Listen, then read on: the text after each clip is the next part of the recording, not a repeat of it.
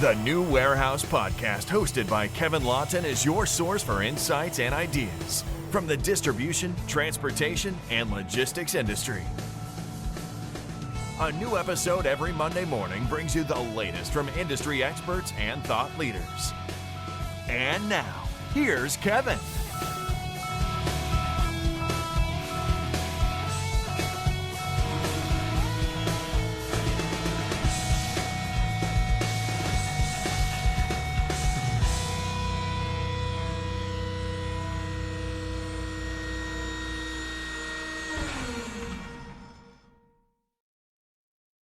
All right, we are live here on LinkedIn for this live edition of the New Warehouse Podcast, and I am being joined by Kara Smith Brown today on this momentous day, I will say, for Kara. Yesterday, she released her book, The Revenue Engine, and I just found out from her that she is now an Amazon bestseller as well. And if you don't know Kara, she is a CEO and co-founder over at Lead Coverage, and she is just killing it in the marketing game, or go-to-market game, I think is the right term here. Maybe she'll correct me, but on the supply chain side of the world. So we're going to talk a little bit about Kara's story today. We're going to talk about kind of the current state of marketing and sales and how she came to focus on the supply chain space itself, and a little bit about what she thinks kind of the current climate is where people struggle when it comes to sales and marketing in the supply chain. We'll talk about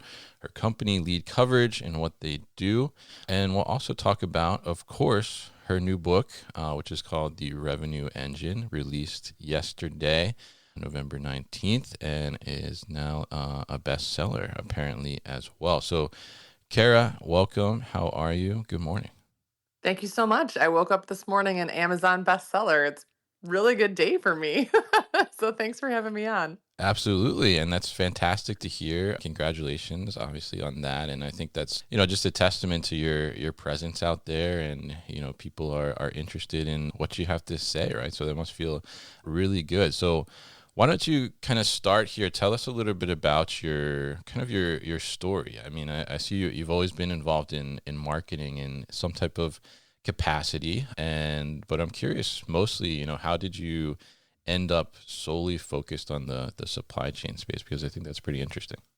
Yeah, my background is in corporate before I started Lead Coverage, the company. So I was number 12 at Echo Global Logistics. I actually watched Doug Wagner, currently still CEO of Echo, get hired through a glass conference room, which is really funny. So I was number 12 at Echo. I was the marketing girl. I was hired to, write blog posts and make sure the website was live. And I was a child. I was in my early 20s and I had a lot of energy. And he walked over one day and he said, "Hey, we're going to go public. You want to write the S1?" And I said, "Yeah, I will Google that and I will tell you what it is and how long it will take me to do it." And he was really funny. He's like, "We have bankers. I don't need you to do this alone, but thank you for being willing to be involved and, having the energy to get it done." So I did it. And my name is on the IPO press release, and it was really fun. And it was probably the best experience of my career. And then when your name is on an IPO press release, you get job offers. So I got a bunch of job offers and I picked Seco. So I was in air freight forwarding for about 18 months. And then I got picked up out of there by Osborne Hesse. So your team, your listeners are probably super familiar with OHL. And then in 2009, they were acquired they were part of a roll up from Welsh Carson Anderson Stowe, the private equity group, and they were supposed to take that company public. The goal was to IPO. And instead, they did not. They ended up selling pieces of the company back to other owners and then selling the contract logistics part to the French government, which is now Geodis. So I was there for that whole experience. It was kind of wild. And then moved back to Chicago, popped out kids, got an MBA, and Just started real quick, popped out some kids. yeah, just like bam, bam, bam, right? That's the less interesting part of the story. And started sending emails for friends. And I had been part of the 600 West Chicago, Groupon Echo ecosystem. So a bunch of my friends had started companies. And I just started sending emails for people, and HubSpot was sort of nascent at the time. So I started using HubSpot on behalf of my friends' businesses while like being a stay-at-home mom and trying to figure it out. And then I got a job offer in Atlanta to do another IPO. And instead of doing an IPO for that company, we raised $95 million in capital. So My corporate career was relatively successful, but I was never in the room where it happened. I was always in the next room, right? So I was always on the leadership team, but never the CEO or CFO. Mhm. And so I got to do an IPO. I worked for private equity and then did a capital raise all before I was 35. And so when we launched what would become lead coverage, it was really just, how do I kind of be a mom and have a job without Mm. having a boss at the same time? And fast forward to 2024, we are 44 people, almost 10 million in revenue. We're pretty big. We're a pretty big shop. Nice. We do very specifically go to market only in supply chain. So for your listeners, we have 3PLs, we have warehouse customers. We actually represent some of the largest warehouse consultants in the space, and we Mm. do a lot with warehouse robots and automation. So we're really familiar with the contract logistics space. My background at Geodis is super helpful.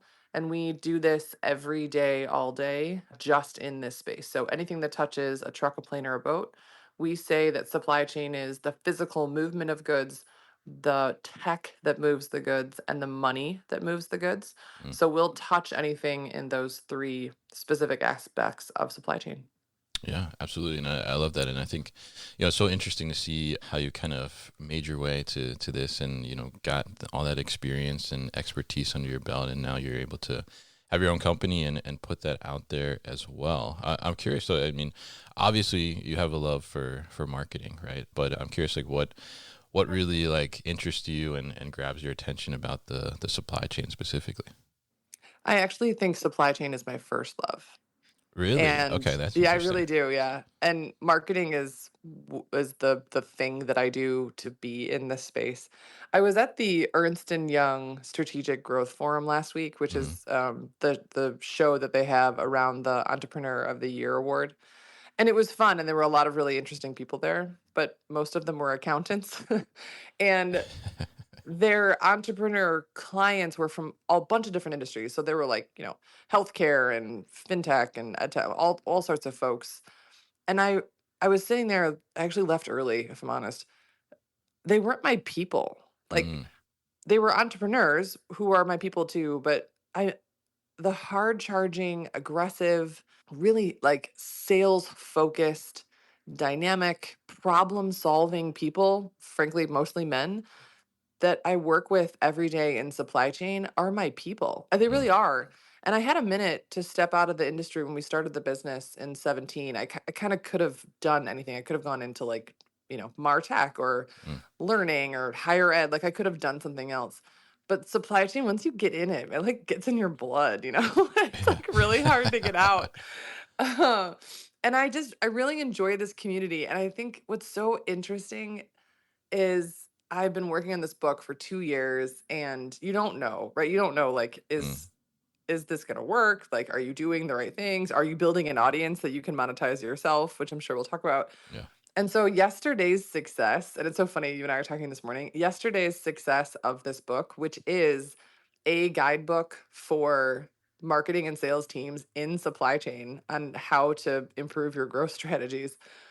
The success of that launch, I think is just it's like kinda icing on the cake and a little validation that I've chosen the right industry. So, I think supply chain, warehousing, contract logistics, freight brokers, like the tech around all of this is actually my first love. Like I Mm. really enjoy it. I remember I went to a client's location and I got to put steel-toed boots on my Chloe sneakers. Yeah. I was like, this is where I want to be. Like it's the combination of like, corporate strategic execution, which excites me and I get to learn with like really hardcore things. Like we're moving boxes, right? Like Yeah. they're truck drivers. Like there's something really interesting about that and the connection between the two. And then lastly is just the impact on the macroeconomic environment. I think even sitting at this EY thing, I was like, "Hey guys, the freight recession is over," which is not, but like, Mm. the freight recession is coming to an end. Like it's so exciting. And people at the EY event were like, "What are you talking about? Who cares?" I'm like, "You don't understand. Like this is the Yeah. bellwether for the larger economy. Like my industry is the indicator as to whether or not things are going to be good for the next 2 years." Mm. And there's something really powerful in that too. Yeah, yeah, absolutely. And I think that's something it's interesting because there is such a difference there. I think when you look at the industries itself, and I think we're just naturally just a set of like doers, get shit done kind of thing on the logistics side. And, you know, you go to, like you said, a bunch of accountants or something, and it's a little different mindset, right? So very interesting there. And, you know, you talk a lot about marketing and sales and, you know, how to bring them together. So I'm curious, you know, where do you think from a marketing and sales perspective, where do you think, you know, there's traditionally trouble of them kind of coming together, and where do you think, you know, kind of current state climate, you know, where are they struggling right now? We'll be back after a quick break. I hope you're enjoying this episode. Do you want more warehouse content delivered to your inbox? Sign up for our new email series called Warehouse Wisdom Wednesday to get an educational series of emails on warehouse basics delivered directly to you every Wednesday morning. Find the sign up link in the show notes. So the marketing and sales conflict is never ending, right? This is and I don't think I'm going to change it. I have no, I have no delusions of grandeur that I'm going to like adjust this for an entire $2 trillion market. I do think that there is a humongous, the largest piece of this that should be changing for executives. So executives need to be thinking about this for the future. And there is one big piece that's coming for us all, and maybe two. The first is the democratization of the marketing technology tools that are available for the big guys are now available for supply chain, and they're available for mid-market and SMB. So we saw this originally with HubSpot. So in the early 2000s, call it 2005 to 2010-ish, Salesforce was the only option for a CRM. Otherwise, you were using Excel spreadsheets, and it became very, very expensive and very, very complicated. So HubSpot came in and disrupted that, and now everyone can have a HubSpot, and it's pretty cheap and easy to use, et cetera. There's another set of tech tools that are being used by the big guys and used by other industries that we have not put to use yet in supply chain at scale, and that is intent data. So I'll give you a little story so you and your listeners can understand sort of what I mean when I say intent data. So here's a story. So when Tim Cook gets up on stage in November of 2026, and he tells the marketplace that he is insourcing his supply chain, which I believe will happen, and billions and billions of dollars of supply chain infrastructure like start freaking out, right? And CEOs are turning to their marketers like, how did you not know this, right? That decision was not made. Tim Cook does not wake up in the morning and think, I'm going to blow up all my supply chain vendors today. Yeah. That decision was made by a Tiger team in Cupertino today, 2 years before. Today, right now, there are individuals in California that are downloading Gartner reports, doing research on how do I buy a fleet, right? WMS, TMS, OMS, you know, how am I doing sortation? Like, what am I doing inside the four walls, et cetera? That research, those buying signals, we can now see. And we can see them using marketing technology that used to be super expensive and is now reasonably priced. And so I think what's coming for us, and I sit in a really interesting position. I get to explore what's going on in MarTech and FinTech and EdTech, which is really fun. And then I bring that back to my supply chain buddies, right? And so this is what the larger macroeconomic MarTech community has been doing for years. And we, Lead Coverage specifically, are trying really hard to get the supply chain ecosystem to sort of catch up. But intent data is coming for us. It is going to shift the way we market and sell. And some things are never going to change. People buy from people. Marketing and sales will always be in conflict.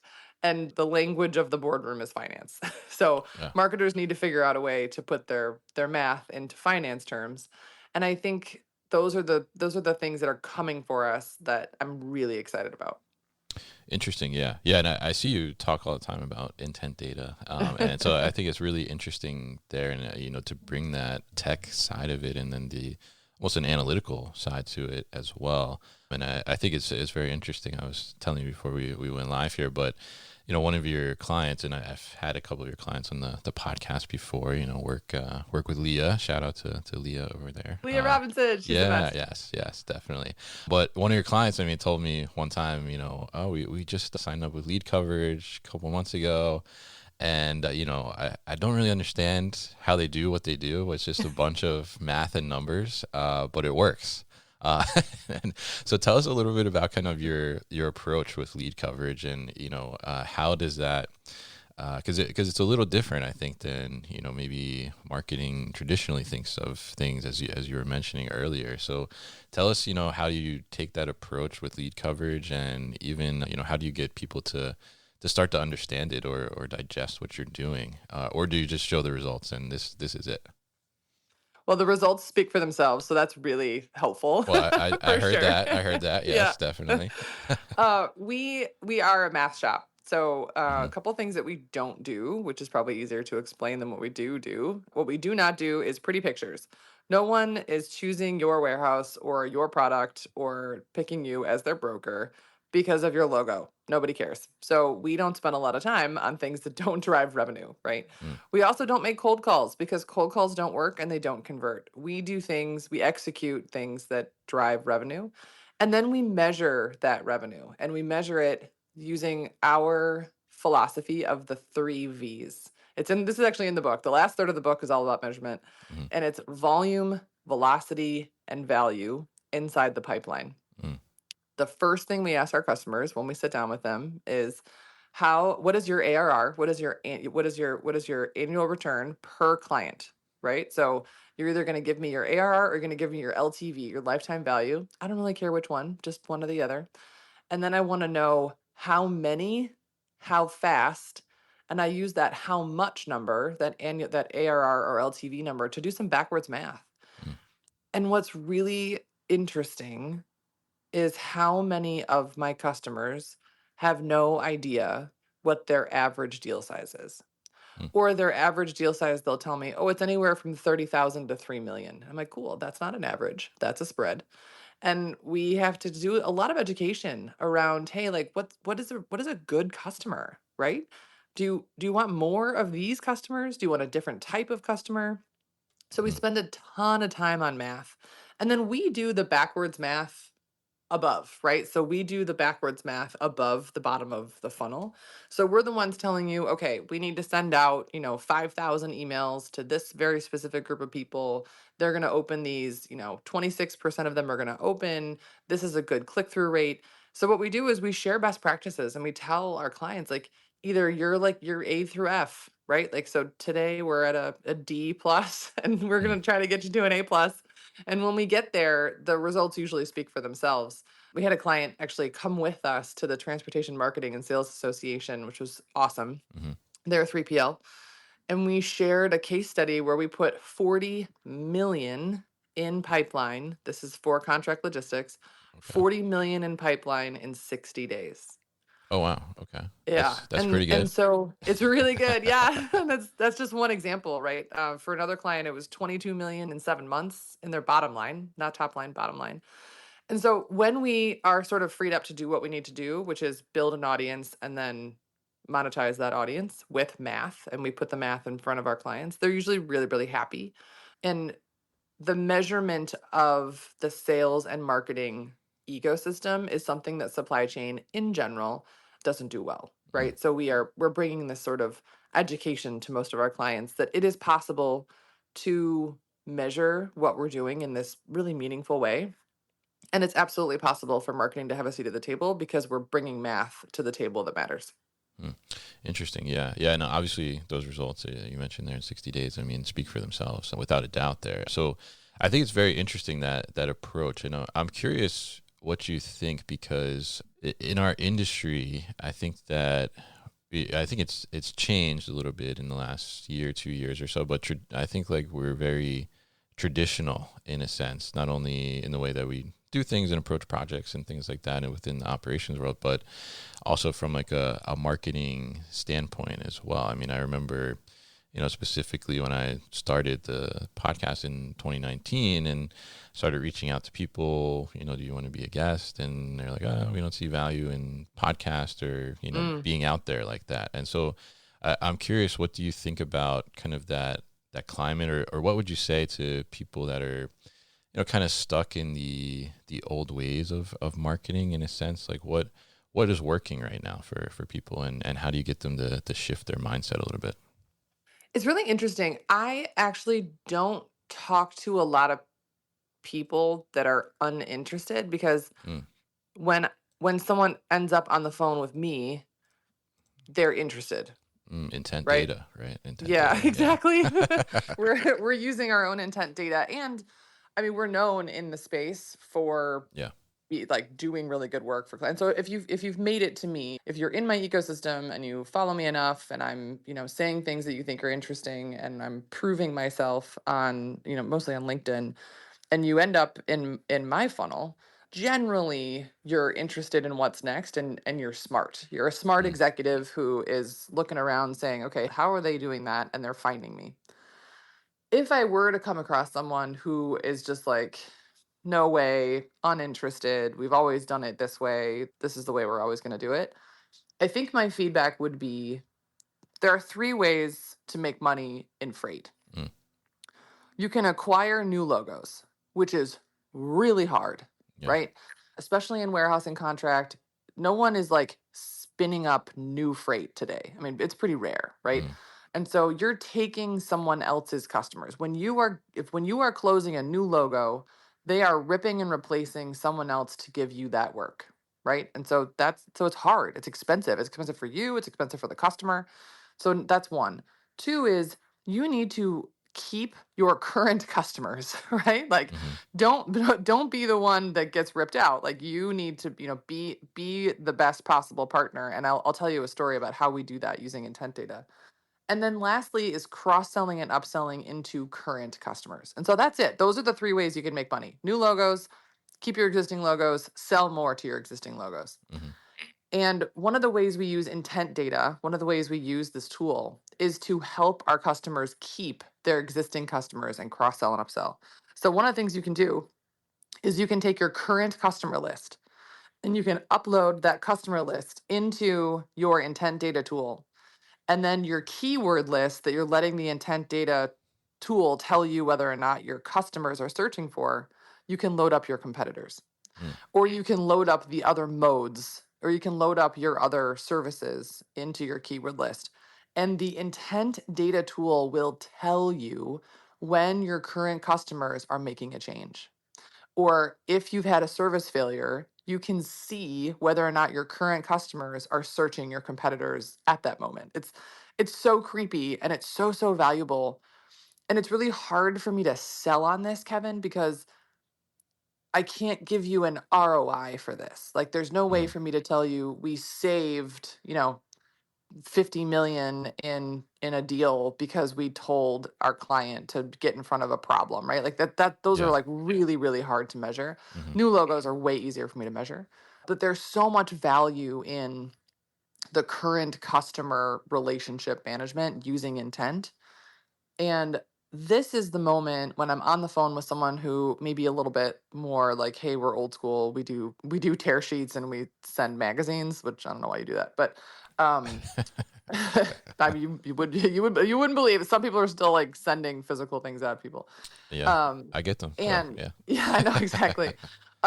This is the moment where I'm like, hey, this isn't just about new logo acquisition. Like this is not about like whiz bang cool. Like I'm not in.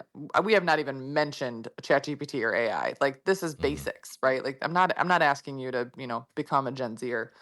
It's just paying attention to what your prospects and your current customers are doing because the tools are available. Like, why would you not take advantage of these tools, right? Like, they're there, they're relatively inexpensive. I have a team that knows how to use them, and we know the difference between LTL and LCL. Like, use it. You might as well try, right? So I think that would be the message that I would give someone who's like kind of, old school, and my marketer is in charge of, I don't know, the logo and website. mm-hmm, Um, is these things are coming for us, and the winners in our space are already using them.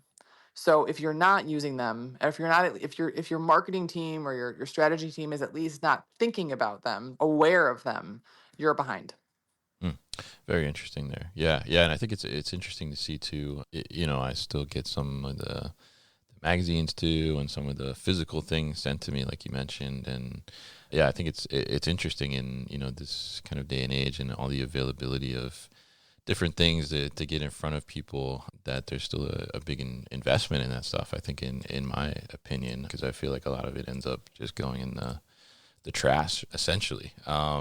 But Of course, you're talking to a girl that just wrote a physical book. yes, So, yeah. Well, books, no, not books. I mean, but so like, maybe I'm speaking out of both sides of my mouth here. yeah, I think a book is a little different. But let's talk about the book then. So as you brought it up there, I mean, we talked a little bit about kind of your story, and I guess how you got to this point to now be an Amazon bestseller, right? Congratulations again. But the book itself is called The Revenue Engine, and I think what you've talked about here is you're not necessarily, like you mentioned, you're not doing pretty pictures, right? You're not doing logos, right? Your goal is to really drive and increase the revenue of your clients, right? So the Revenue Engine, I think, is a fitting title, right, for what you're doing. So tell us a little bit about the book, and what people can expect to find in the book as well.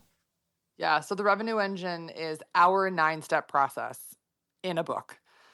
It is really it's a playbook, it's a guide. It is extremely detailed in Mm, exactly how to do what we do. We basically took what we do and we put it in a book, and if you can do it yourself, great. If not, give us a call and we can help you out. But I was actually listening to the audiobook this morning, and I was listening to myself talk about list management and like okay. list cleaning. I was like, wow, I got in the weeds on this stuff when I wrote this book. It is like really detailed on like exactly how to put a list into HubSpot. But I think Mm, it's so important because if the basics aren't covered, like you can't do the cool stuff. So the book is nine steps: share good news, track interest, follow up. We break the funnel into 3 funnels: the prospect funnel, which are strangers; the nurture funnel, which are folks you would like to become a customer; and then the customer funnel, which is cross sell, upsell. And then the last of the 3 pieces is volume measurement, volume, velocity, and value. And so we put the whole thing in a book. It's 250 pages. It's real. It's like a real book. It's not an ebook. It's material. It's a lot of yes, math. yeah. And we have a chapter on AI because Forbes told me I needed one. So there's some cool whiz bang tools at the end if you have a young person who wants to try some cool stuff. And and it was meant for 22-year-old Kara Brown. Like it was meant. Mm, I didn't have I had no playbook. I didn't know what I was doing.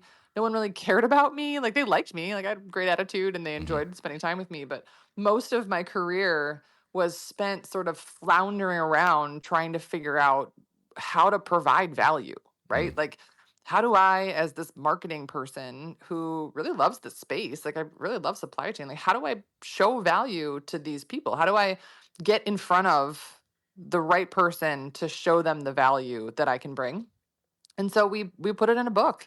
At the end of the book, there sort of a 2 PowerPoint slides, if you will, of mm, exactly how to measure your marketing team.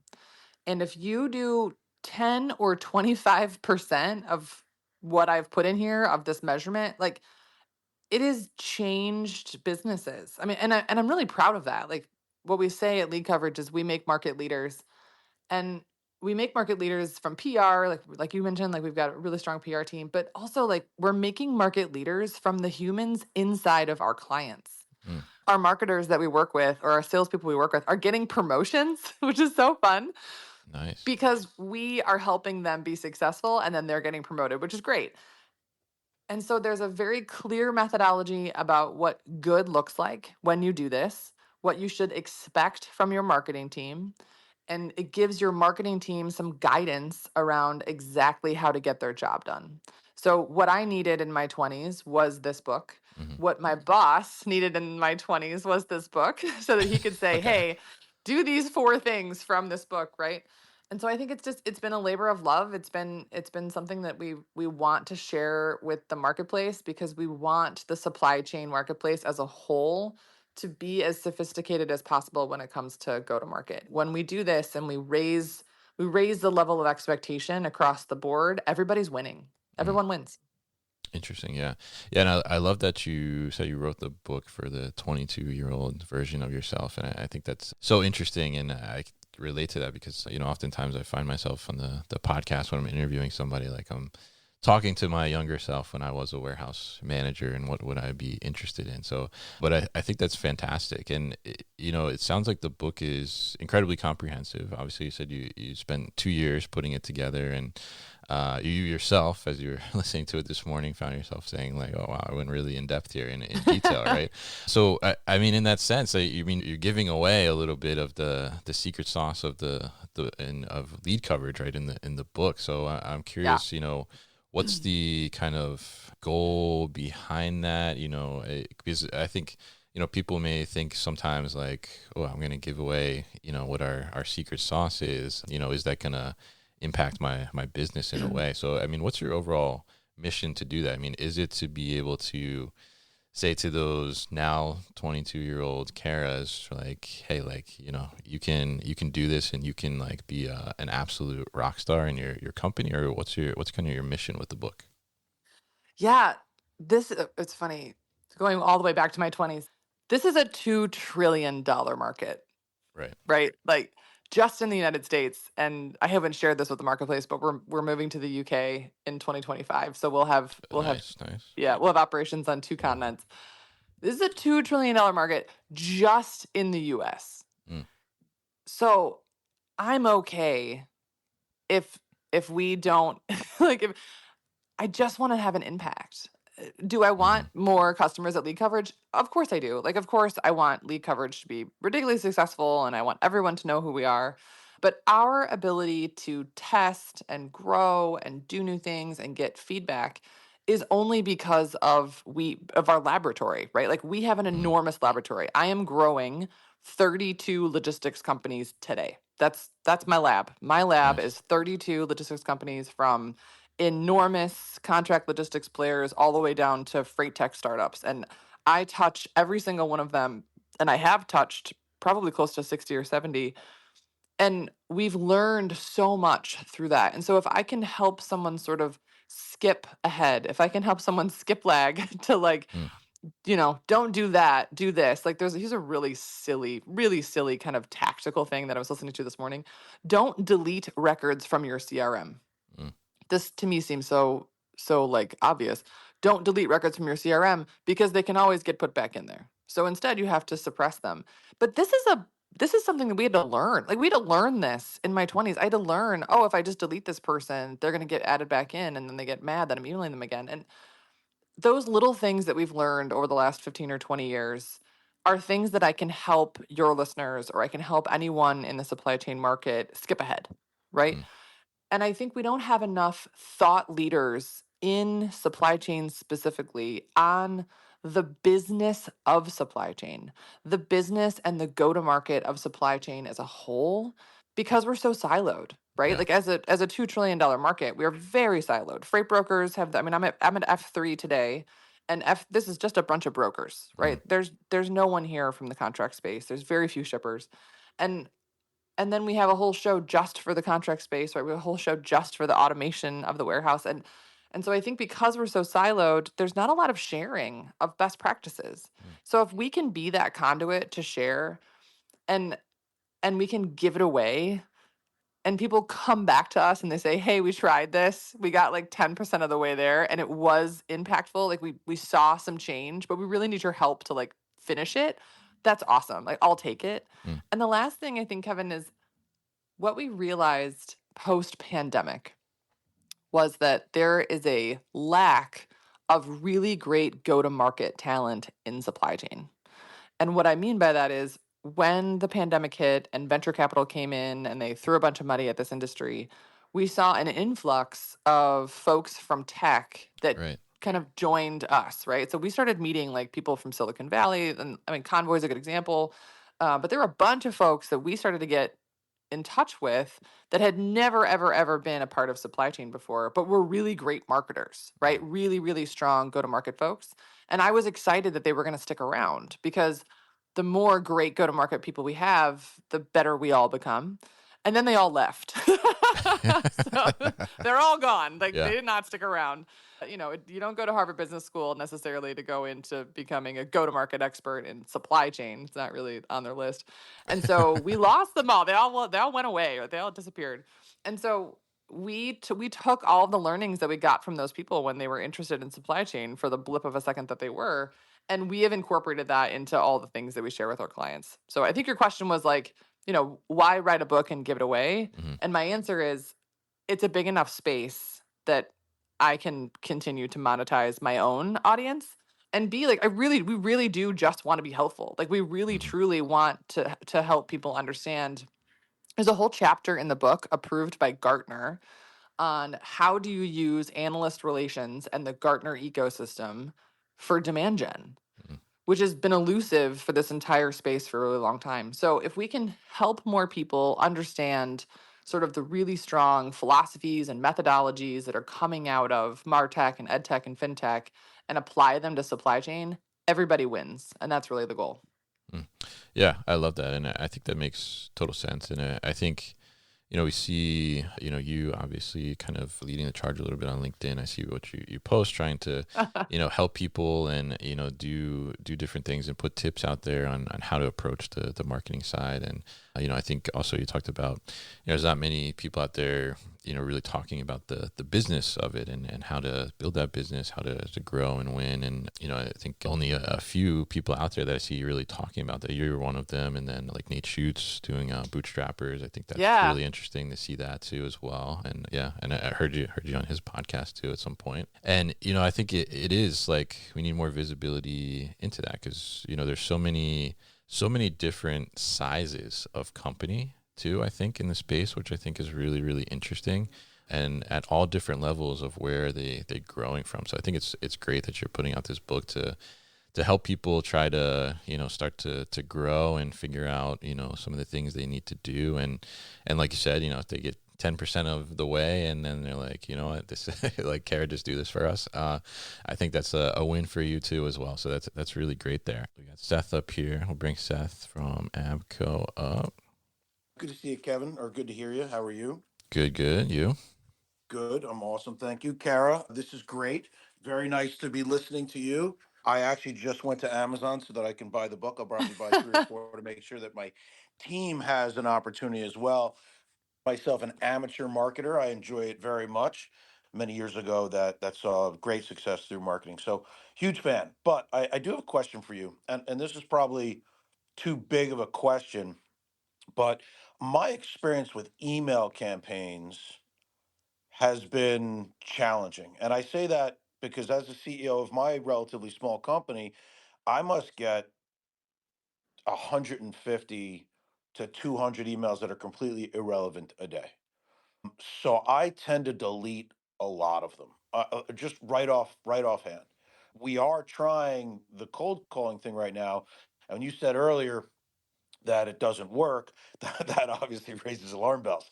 So I'm curious as to how you learned that, and and obviously you've got dramatically more experience than I do. So I'd just like to get your insight on your thought process between email and cold call campaigns. Sure. So cold calls will convert at a 1% ratio, maybe two. And when I say convert, I mean from record, which in our world, a record is not a lead. A lead is a lead has money behind it. So a record will convert in a cold calling campaign at 1%. A warmed up record, so someone that has opened 2 or more emails or shown you 2 or more buying signals, will convert at 6%. An intent data warmed up record, someone who is showing enough buying signals to be truly considered warm, and you can see that the intent they're showing in the marketplace is that they have a problem to be solved, will convert at a 40% ratio. Wow. Yeah, John Dawes, a professor in Australia, came up with the rule of 95. And he says in the enterprise market, 95% of your ideal customer profile are not buying at any given time. Yep. So you're really looking for the 5% that are. So the first thing we start with is a really, really clear ideal customer profile. I'm going to use some shipping numbers here just because it's easy for me because it's off the top of my head. There are 19,677 shippers in the United States, which we at Lead Coverage consider material. So this is roughly $7 million in freight or more. So of that 19,677, who are the 1,000 to maybe 5,000 logos that are your total addressable market? What we usually see is people going way, way too wide and not deep enough. We love an ideal customer profile that is hyper specific. My best example is in the book. When I first started doing this as a consultant in the mid 2000s, I had a customer that was trying, they were a transportation management software customer trying to get in front of manufacturers of frozen foods that use Microsoft Dynamics ERP. And I was like, wow, that's like really specific, right? That's awesome. Like, this is as tight as it gets. We did the research on the total addressable market, and it was about 2,500 companies total. Their list that they were emailing was close to like 30,000 companies. Oh, wow. Yeah, yeah. So the opportunity cost, right? And the math that you're looking at, right? Like the math that you're looking at, if you're emailing the wrong people, you're emailing my mother-in-law, like she's going to delete it. She's not interested, right? But if you can, she's a lovely lady. But if you can create that ideal customer profile list and get it as tight as possible, you will be infinitely more successful. One, because you're emailing people who are interested. And two, because you can then tighten up the message. So if you can get the message as tight as possible and you can get the list as small as possible, the opportunity cost of emailing too many people or emailing the wrong people is the way that I like to think about it. Oftentimes, especially in less sophisticated environments, executives are saying to their team, email everyone, download that list, put it in the Yeah. CRM, blast it out, right? You never know what you're going to get. But we think the opposite. We think that it's really important for you to identify your really true key ideal customer profile. What do you do that's different for this very specific, human Yep. than anyone else, and get in front of them with a meaningful message. That's a great nugget. Thank you. Hyper specific profile. I like that a lot. And I do exactly what you said. I mean, we're very open with our customer profile, and likely we should narrow that down dramatically. So that's Yay, those are some nuggets great of nuggets. So nuggets thank of you. yeah, I love that. Yes. Yeah, I really appreciate that. I'll give you one more piece of advice, Seth. There's a tool Okay. called Sales Intel. So there's a bunch of these out there. Zoom Info, Lead Feeder, Apollo, Seamless is the list goes on. Yeah. ZoomInfo has no interest in supply chain. I've asked the CTO of ZoomInfo, can you please help me build a better data set for supply chain? And his answer was no, we are uninterested in this market.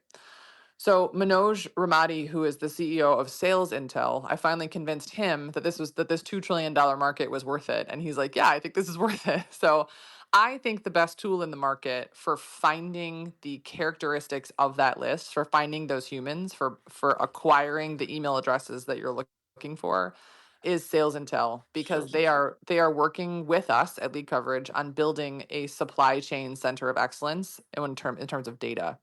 So when you're pulling these lists down from the lead feeders and the Apollos, like just remember they're getting hit by exactly the same people that are hitting you, right? Like you're in the ecosystem of data that's just being shared, and so are your prospects. So two things. One, use a tool that's hyper specific to your market. And two, if you capture someone who is organic to you, meaning that they're not in ZoomInfo or Sales Intel or Lead Feeder, guard that email address with your life. Like the number of people that are not in those tools are pretty small. But if you can capture them, we did this for Gray Orange a long time ago. It was probably 2019 when we did it, or 2020, and we identified that 23 of the couple hundred that we had identified were not in ZoomInfo or Sales Intel, and of those 23, almost 25% of them converted into a customer. So if you can get your own list, right? If you can capture the interest of humans that aren't in those tools, you will win because they're not being bombarded like you are. Another good nugget. Thank you. Yeah. I will look into both of those. So capture our own list and get hyper specific. Yeah. Okay. All Awesome. right. Thank you. All right, awesome. Good questions there, Seth. Good to talk to you. And I think my question for you is, we talked a little bit about monetizing an audience, right? And I saw you have a blog post there on therevenueengine.com, I think is the website, right? Yep. And it's entitled Not Being Able to Monetize an Audience That Hasn't Been Built, right? And I think we're on LinkedIn here, right? So I think everybody probably listening has an interest in building an audience in some way or another, me included, obviously, with a podcast, right? So tell us a little bit about, how do you recommend people to go about starting to build that audience? And I think based on a lot of what you're saying, not only just an audience, but the right audience. Sure. So I'm going to talk a little bit about planting the flag, what we call executive thought leadership, and then I'll give you guys some really specific things to do and not do. So you must plant a flag. You have to choose the thing that you are better at than anyone else. And it's really hard. We have a client we just did this with, and the guy says to me, there's 400,000 square feet of ambient warehouse space. Like, it's not fancy. Like, we don't do like that's not Yeah. we're not doing cold storage. We're not doing cross. Like, there's nothing interesting. And it's not about the 400 square feet of ambient storage. It's about you as a business. Like, what are you as the business doing that's different? What is the thing that you do better than other people? Why do they choose you? Spoiler alert, it is not your people and it is not your service. Like, that is not actually a differentiator. I'm really sorry, but it's not, because everyone says the same thing. And we've been in a freight recession for 2 years. If you don't have good service, you would be out of business. So what is the thing that you do? I'm going to give you a very specific example. When we walked into ITS Logistics, they're about a $2 billion full end-to-end supply chain management company in Reno. We said, hey, what do you guys do that's different? Turns out they do drayage at all 26 ports, which is kind of weird. Drayage is kind of weird at 26 ports. So we said, that's cool. Do you guys have math on this? And they said, yes. So we put together the very fun and exciting Port Rail Ramp Index. Now, what's really exciting about this index is it gets picked up by CNBC, the Wall Street Journal, New York Times, and Railway Age. But there are 3 elements to this index that are important for your listeners. One, it is not the CEO who is commenting on the index. It's a guy 2 clicks below him, because the CEO is really hard to get a hold of. And getting him on a podcast and getting him on the news is almost impossible. The guy's busy, right? Yeah. So that's one. 2 is it's not their data. Like, it's not their proprietary data. It's one guy's comments on other people's data. And that works. That's fine. You can comment on other people's data. Your point of view is valid regardless of what data you're using. And lastly, drayage for this particular company is actually a loss leader. It's not the thing that they want to like make the most money doing, or that they make the most money doing, but it's a thing that they can talk to. It's a thing that they can be the expert in, and they bring clients in through drayage and then they move them over to their over the road, right? So plant a flag.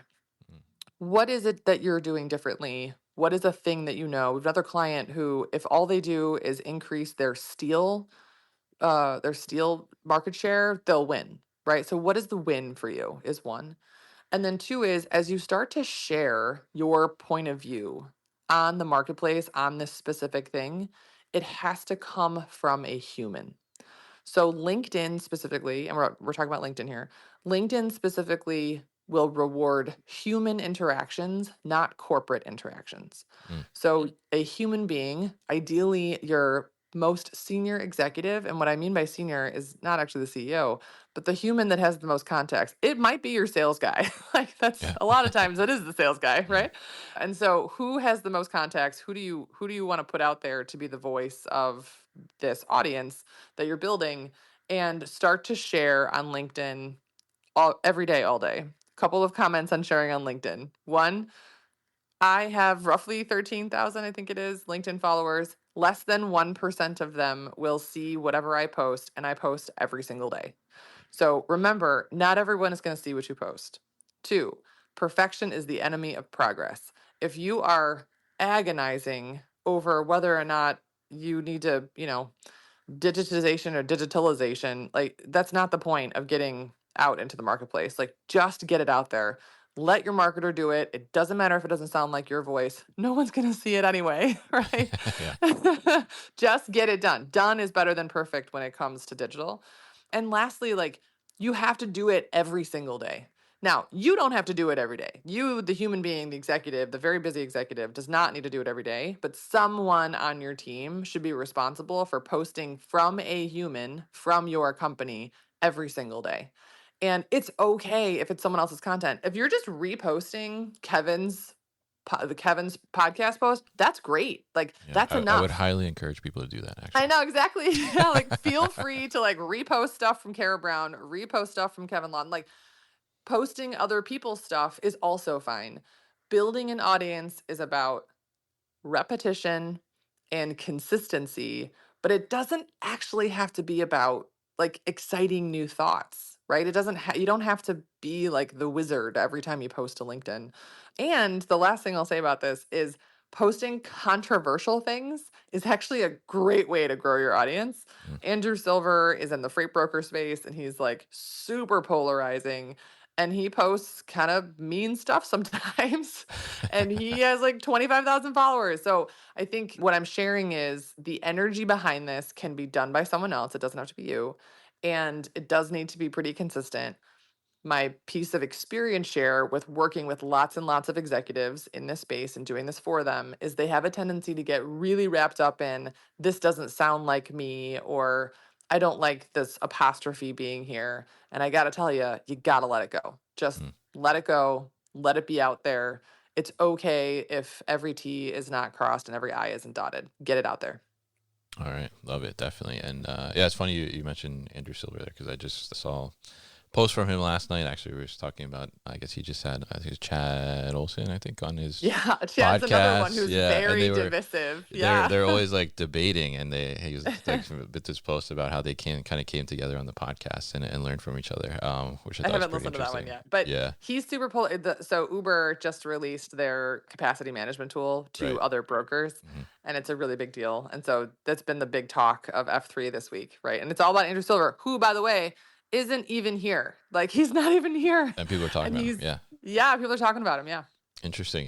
So just be out there, basically, and I think that's really good advice there. We got a couple minutes left here, but I think we wrap it up here by saying, we're getting close to the end of 2024 here. So as we head into 2025, I mean, what would be your recommendation? Where should people be putting their sales and marketing resources? What should they be focused on? Where should they be putting their efforts first? So if your marketing team, and if you're too small for a marketing team, your strategy people, whoever, your sales guy, whoever it is, Mhm. if they are not talking to you about intent data, if they're not, I'll give you a list of tools that they should be asking about. 6sense, the number 6, the word sense. So 6sense, Rollworks, Terminus. These tools are account-based marketing tools, or intent tools. And so if your team isn't asking about it, if they're more focused on, the blog post we have to write, or, the logo that we're going to redesign, it is time to get them focused on intent data. It is time to shift from, what is the new landing page going to look like, to how are we going to identify our ideal customer profile?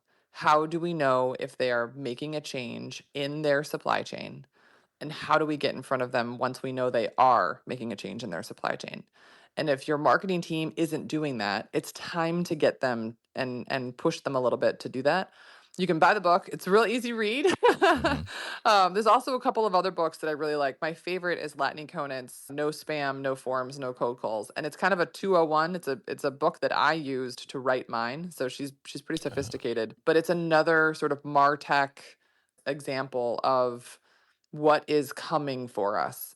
Mm. If your team is not doing this, if you're not aware that this is coming, you will be behind in 25 and 26. I believe that CapEx is opening. I'm seeing it in some of my clients. The economy is going to rebound here, and we are going to start to see some money flooding the market. There have been big guys preparing for this using intent data now. And so if you're not doing it now, you're going to be behind in 2025. Love that. Interesting. And obviously love to hear that we're going to be seeing a rebound here and some capital flowing into the market. I'm no economist, but at least a girl can be hopeful. Yes, yeah. But you do have the intent data power, right? So as we learned today. So very interesting to talk to you here, Kara, and really appreciate all the insights and nuggets, as Seth said there. And I think this was really a great conversation, and appreciate those that tuned in and stuck with us the whole time here. And if people are interested in connecting with you, obviously they can do that right here on LinkedIn, but learning more about lead coverage or just going to the website about the book as well, what's the best way to do that? Yeah, so I now have 3 websites because that's what happens when you write a book. The best place to get a hold of me is always LinkedIn. I'm on it every day, all the time. But we are also leadcoverage.com. You can catch me at Kara at leadcoverage.com. We now have a book website, which is therevenueengine.com. And someone on my marketing team forced me to make my own website. So now there's a karasmithbrown.com. I had never done this before, Kevin. Like, becoming a published author was it's like my first time doing something. So it's been a wild ride. I've learned so much about marketing, actually, more B2C focused and things you have to do to be like a celebrity almost. I don't love it. I'm not going to lie. I'm much happier to be doing the math. So. All right. Well, I think you're doing a great job at it, and I see you everywhere popping up. So you're definitely getting to that celeb status, I think. And Amazon bestseller is fantastic, and congratulations to you once again on that. So, Kara, thank you very much, and it was a pleasure talking to you today. Thanks, Kevin. This was great. Enjoy the rest of your book tour and your success there.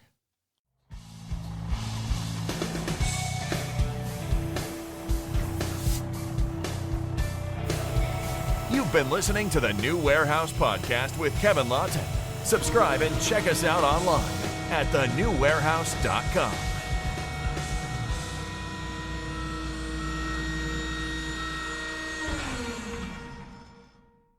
Enjoyed this episode? Make sure you are subscribed to the podcast, and for more content from the New Warehouse, find us on LinkedIn and YouTube. Links to subscribe can be found in the show notes, and for everything The New Warehouse, head to thenewwarehouse.com.